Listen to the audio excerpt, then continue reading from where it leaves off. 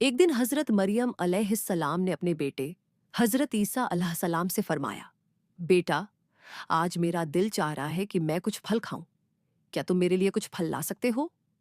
उस वक्त हजरत मरियम अलैहिस्सलाम और हजरत ईसा अलैहिस्सलाम एक वीरान रेगिस्तान में एक छोटी सी झोपड़ी में रह रहे थे। माँ के हुक्म की तामील करते हुए हजरत ईसा अलैहिस्सलाम फल लाने के लिए निकल पड़े और हजरत मरियम अलैहिस्सलाम अकेली उस झोपड़ी में रह गई। इसी दौरान मलकुल मौत हजरत अजराइल अलैहिस्सलाम उनके सामने हाजिर हुए। उनका डरावना रूप देखकर हजरत मरियम अलैहिस्सलाम खौफजदा हो गई और घबराते हुए फरमाया, आप कौन हैं और किस मकसद से यहाँ आए हैं? हजरत अजराइल अलैहिस्सलाम ने फरमाया, मैं अजराइल हूँ, अल्लाह ताला के हुक्म से आपकी रूह कब्ज करने आया हूँ। दुनिया में आपका वक्त मुकर्रर हो चुका है, अब आपको आखिरत के सफर के लिए तैयार हो जाना चाहिए।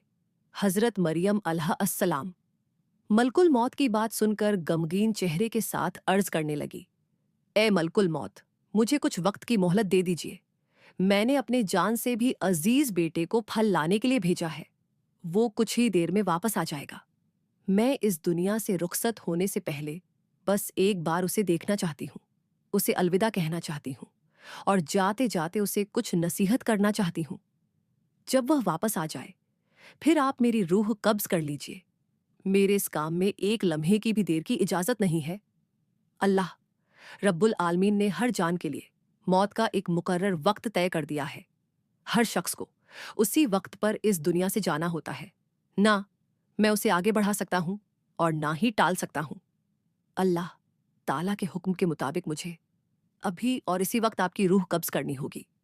हजरत अजराइल अलैहिस्सलाम की बात सुनकर हजरत मरियम अलैहिस्सलाम बोल उठी, मैं मौत से नहीं डरती और ना ही अल्लाह के हुक्म की नाफरमानी करने वाली हूं।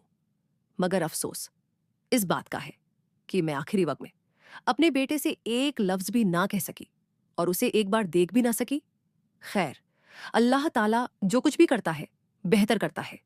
अपने बंदों की भलाई के लिए ही अल्लाह जो कुछ करता है बेहतर करता है। इसके बाद हजरत मरियम अलैहिस्सलाम ने हजरत अजराइल अलैहिस्सलाम को अपनी रूह कब्ज करने की इजाजत दे दी। मलकुल मौत ने अल्लाह के हुक्म से उनकी रूह कब्ज कर ली और उनकी जिंदगी का सफर मुकम्मल हो गया। उनका पाक जिस्म झोपड़ी में सुकून के साथ पड़ा रह गया। कुछ ही देर बाद हजरत ईसा अलैहिस्सलाम जंगल से फल लेकर वापस लौटे। जब उन्होंने अपनी वालिदा को खामोश लेटा हुआ देखा तो ये समझे कि वह आराम कर रही है, लिहाजा उन्होंने उन्हें परेशान नहीं किया।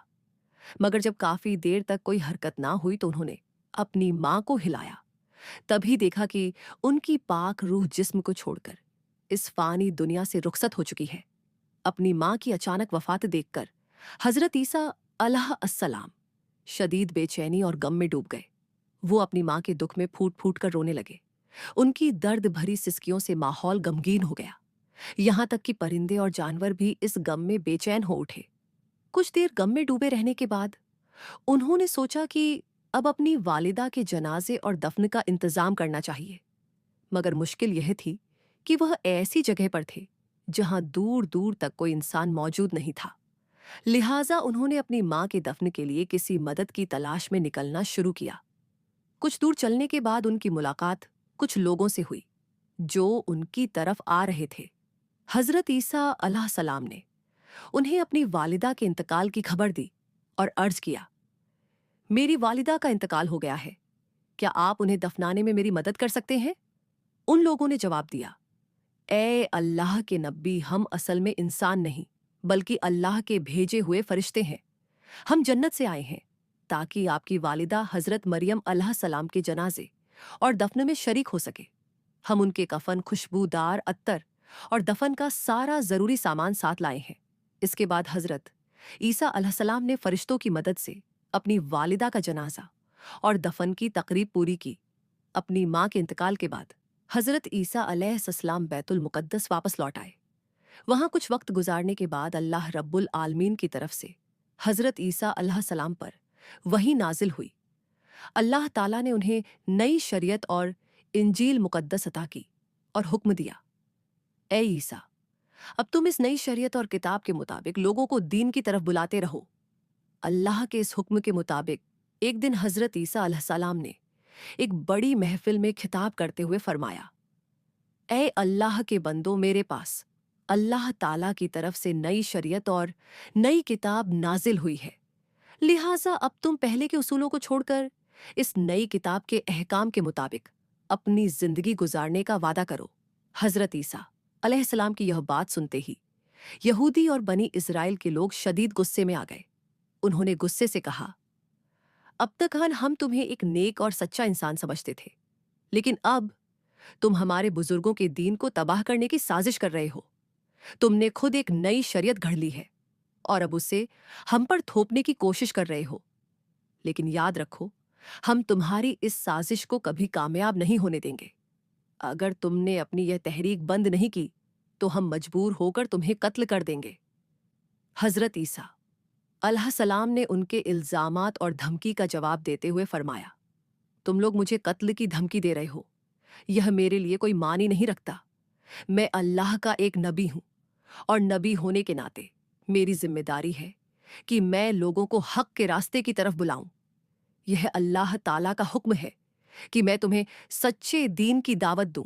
मैं तुम्हें तहे दिल से इस दीन को कबूल करने की दावत देता हूं, वरना याद रखो, अगर तुम हक से मुंह मोड़ते हो तो तुम पर भी वही अजाब नाजिल होगा जो इससे पहले की गुनहगार कौमों पर आ चुका है।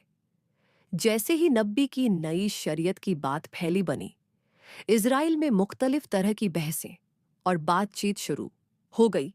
कुछ लोग बगावत पर उतर आए तो कुछ लोग हजरत ईसा अलैहिस्सलाम के पास आकर कलमा पढ़कर इस्लाम कबूल करने लगे। इसी दौरान हजरत ईसा अलैहिस्सलाम ने अपने नबी होने के सबूत में कई मौजे चमत्कार पेश किए, जिनमें से कुछ सबसे मशहूर थे मरे हुए लोगों को अल्लाह के हुक्म से जिंदा कर देना, पैदाइशी अंधों को रोशनी बख्शना, कोढ़ के मरीजों को शिफा देना, मिट्टी के परिंदे बनाकर उन्हें अल्लाह के हुक्म से जिंदा कर देना। इन मौजात को देखकर बेशुमार लोग हिदायत की राह पर आ गए, मगर जो बदनसीब और जिद्दी थे वह इस सब के बावजूद नबी की बगावत में ही लगे रहे। जब नबी के दुश्मन बनी इज़राइल के नाफरमान लोगों ने हजरत ईसा अलैहिस्सलाम को कत्ल करने की साजिश रची तो उनके मानने वाले मोमिन बनी इज़राइली उनसे मुखातिब हुए और कहा, तुम लोगों ने इससे पहले हजरत जकरिया अलैहिस्सलाम और हजरत याहिया अलैहिस्सलाम को कत्ल किया और अब हजरत ईसा अलैहिस्सलाम को भी कत्ल करना चाहते हो। यह तुम्हारी कौम के लिए एक खतरनाक और संगीन हरकत है। इस साजिश से बाज आ जाओ। हजरत ईसा अलैहिस्सलाम बेशक अल्लाह के एक खास नबी हैं। उन्होंने तुम्हें जो मौजे चमत्कार दिखाए हैं वह उनके नबी होने के लिए काफी सबूत है। तुम हक को कबूल करो और इस जुल्म से तौबा कर लो। इसी तरह एक और दिन हजरत ईसा अलैहिस्सलाम एक बड़ी सी महफिल में तशरीफ लाए और फरमाया, ऐ अल्लाह के बंदों, अल्लाह ताला ने हजरत मूसा अलैहिस्सलाम की उम्मत के लिए शनिचर शनिवार का दिन इबादत के लिए मुकर्रर किया था और मुझे हुक्म दिया है कि मेरी उम्मत के लिए रविवार इतवार का दिन इबादत का दिन हो। इसलिए उस दिन तमाम दुनियावी काम कारोबार और व्यापार को छोड़कर सिर्फ अल्लाह रब्बुल आलमीन की इबादत करो। उस दिन अल्लाह की किताब की तिलावत करो, लोगों को नेकी का हुक्म दो और बुराइयों से रोकने की कोशिश करो। दुनियावी कामों में मशगुल होकर उस दिन को जाया मत करो, वरना अल्लाह ताला की नाराजगी का शिकार हो सकते हो। हजरत ईसा अलैहिस्सलाम ने आगे फरमाया, ए बनी इज़राइल के लोगों, मैं तुम्हें एक बहुत बड़ी खुशखबरी देना चाहता हूँ। अल्लाह रब्बुल आलमीन ने मुझ पर जो किताब नाजिल की है, मैं उसकी तालीमात को कायम करने की पूरी कोशिश करूंगा। मगर याद रखो, मेरे बाद एक और अजीम नबी तशरीफ लाने वाले हैं जिनका नाम हजरत मोहम्मद सल्लल्लाहु अलैहि वसल्लम होगा। वो नबी इस जहान के सबसे अफजल और आखिरी नबी होंगे। अगर तुम में से कोई उनकी जिंदगी में उन्हें पाले तो फौरन उनकी तालीमात को कबूल करे और उनके दीन व शरीयत को अपनाए। ऐसा करने वाला शख्स अल्लाह के नज़दीक सबसे ज्यादा मुकर्रब और बुजुर्ग होगा। उन नबी पर अल्लाह ताला की तरफ से एक मुबारक और मुकद्दस किताब नाजिल होगी जिसका नाम अल कुरान होगा। जो कोई इस किताब की तिलावत करेगा और अहकामात के मुताबिक अमल करेगा, वो अल्लाह के नज़दीक सबसे अफजल और बेहिसाब सवाब पाने वाला होगा। तुम सब उस नबी मुकर्रम पर दिल की गहराइयों से दुरूद व सलाम भेजते रहो, क्योंकि वह ऐसे नबी हैं जिन पर खुद अल्लाह ताला और उसके तमाम फरिश्ते दूध भेजते हैं। हजरत ईसा अलैहि सलाम ने आगे फरमाया, वो मुबारक नबी जिनका मैं जिक्र कर रहा हूँ, अल्लाह रब्बुल आलमीन के हबीब और महबूब हैं। अल्लाह ताला ने उन्हें अपना खलील करार दिया है। अगर अल्लाह ताला उन्हें पैदा ना फरमाता तो ना यह आसमान होता, ना यह ज़मीन होती और ना ही यह जहान। तुम इससे अंदाज़ा लगा सकते हो कि उनकी शान और मर्तबा कितनी बुलंद है। मैं एक नबी होने के बावजूद यह आरजू रखता हूँ कि काश मुझे उनकी उम्मत में शामिल होने की नेमत हासिल हो जाती। अगर अल्लाह ताला मेरी यह दुआ कबूल कर ले तो मेरे लिए इससे बड़ी कोई खुशकिस्मती नहीं हो सकती। हज़रत ईसा अलैहिस्सलाम की इन बातों को सुनकर कुछ लोगों ने कहा, यह शख्स तो हज़रत मूसा अलैहिस्सलाम की शरीयत को तोड़कर अपनी नई शरीयत कायम करने की कोशिश कर रहा है। यह तो एक साजिश है जिससे यह सियासी ताकत अपने हाथ में लेना चाहता है, और इसके अलावा यह एक नए और सबसे अजीम नबी के आने की बात भी कर रहा है, जिससे हमारी कौम उस नए नबी की तरफ मुतवज्जे हो जाए। हमें अब उसकी चालाकी और असली मकसद का अंदाजा हो चुका है। अब देर करने का कोई फायदा नहीं। हमें फौरन बादशाह के पास जाकर उसकी शिकायत करनी चाहिए ताकि इसका कोई ठोस इलाज किया जा सके। उस दौर में बैतुल मकदिस और पूरे यरूशलेम की हुकूमत बनी, इज़राइल के कंट्रोल में थी, और उस वक्त का बादशाह हज़रत ईसा अलैहिस्सलाम और उनके मानने वालों का सख्त दुश्मन था। जब बनी इज़राइल के अंदर यह बड़ा इख्तलाफ पैदा हुआ तो बादशाह ने हज़रत ईसा अलैहिस्सलाम और उनके मानने वालों को हमेशा के लिए मिटा देने का मंसूबा बना लिया। बादशाह ने एक खुफिया मीटिंग बुलाई और अपने दरबारियों से कहा, हमारे बुजुर्गों के दीन को मिटाने की साजिश करने वाला यह शख्स और उसके मानने वाले हमारे लिए बड़ा खतरा है। हमें इन्हें इस दुनिया से हमेशा के लिए खत्म कर देना चाहिए। यह नबी और रसूलों के दुश्मन है, यह अल्लाह के दुश्मन है। इस काम में जो भी मदद चाहिए होगी वह मैं करूंगा, क्योंकि मैं जानता हूं कि इनका सफाया करना बहुत बड़ा सवाब का काम होगा। बादशाह की इन बातों से साफ जाहिर था कि वह किसी भी कीमत पर हज़रत ईसा अलैहिस्सलाम और उनके मानने वालों को कत्ल करना चाहता था।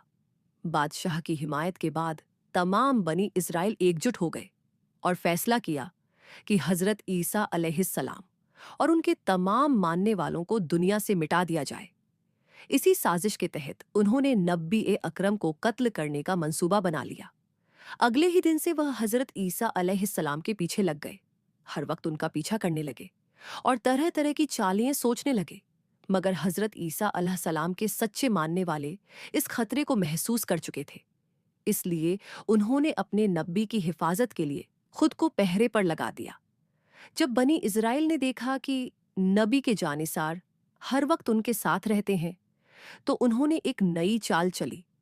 उन्होंने सोचा क्योंकि नबी के साथी बिना हथियार के होते हैं, इसलिए पहले उन पर हमला करके उन्हें कत्ल कर दिया जाए, फिर हज़रत ईसा अलैहिस्सलाम को भी शहीद कर दिया जाएगा। एक दिन हज़रत ईसा अलैहिस्सलाम अपने साथियों के हमराह एक जगह ऐनुल मल्लू मकान में, जो कि एक महफूज जगह थी, क़याम फजीर हुए। वो मकाम पुरसुकून था, मगर बाहर खतरा बहुत बढ़ चुका था।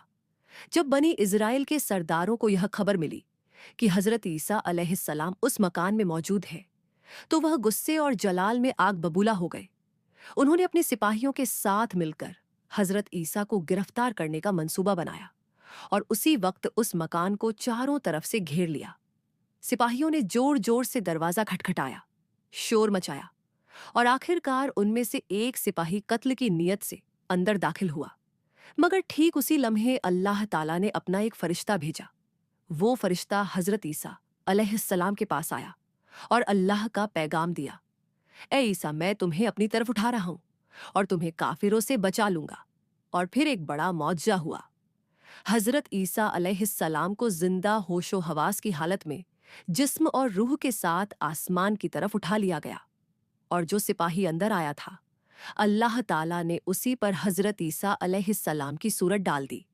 जब वह बाहर निकला तो बनी इज़राइल के सिपाहियों और सरदारों ने उसे देखा और समझ बैठे कि यही हज़रत ईसा है।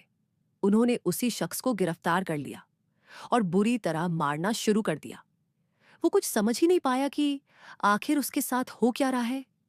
इसी दौरान यहूदियों का सरदार चीखते हुए कहने लगा, भाइयों, یہ تم کیا کر رہے ہو؟ مجھے کیوں مار رہے ہو؟ میں تمہارا سردار ہوں۔ میں خود عیسیٰ کو ڈھونڈتا پھرا، مگر وہ کہیں نہیں ملے تو کیا؟ اب تم مجھے ہی مار ڈالو گے؟